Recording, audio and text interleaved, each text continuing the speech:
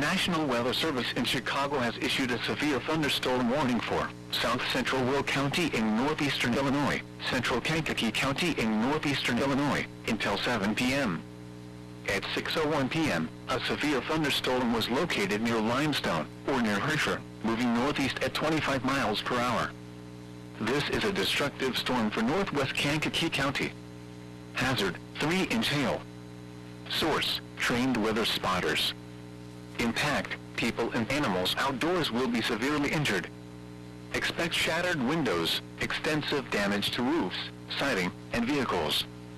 Locations impacted include Kankakee, Bourbonnais, Bradley, Manteno, Peotone, Limestone, and Bonfield.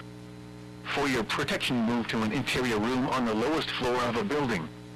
A tornado watch remains in effect until 11 p.m. for northeastern Illinois.